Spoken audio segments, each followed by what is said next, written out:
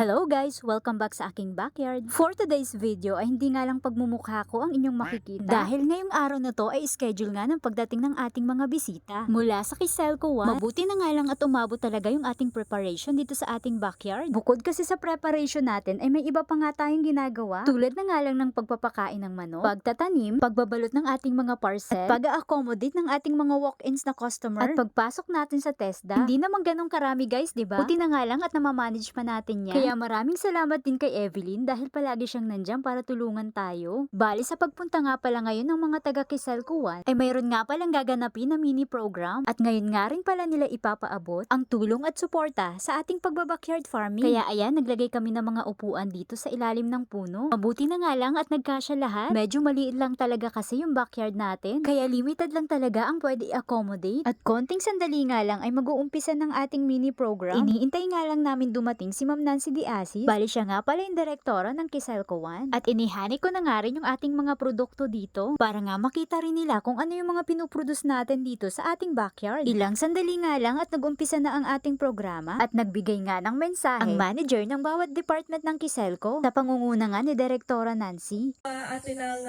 pakinggan ang mensahe ng siyang naging inisyatibo para maisakatuparan po ang proyektong ito, ang organic farming dito sa bayan ng Pitogo. Ano po? So, atin pong pakinggan kung bakit po ba nag-come up si A.T. Asis.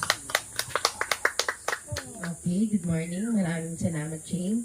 Isang mapagpalang umaga sa ating lahat. I-improve ang kanyang pananim. At tamo naman, sa ganda ng lupa ay tayo lumulubog. Talagang ito'y masagana. So, ito guys, sana ay mapalugo mo at ganun din naman kami ay tutulungan ka namin mag-market ng iyong produkto. Kaya sa aking mga kasamahang MCO, sana ay ating itong i-promote sa darating na panahon, para lalo na yung mga lettuce. Huwag kala may vegetarian.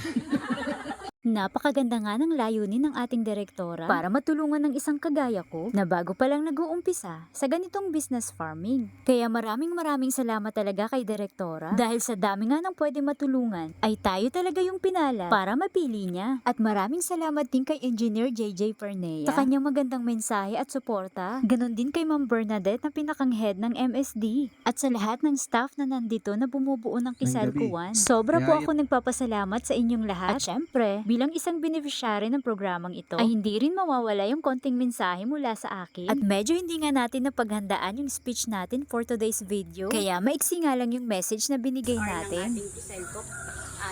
At guys, abangan nyo nga pala yung mga susunod nating video dahil magkakaroon nga ng restoration yung ating mga nasira dito at marami pa yung development na mangyayari sa mga susunod na araw, kaya abangan nyo.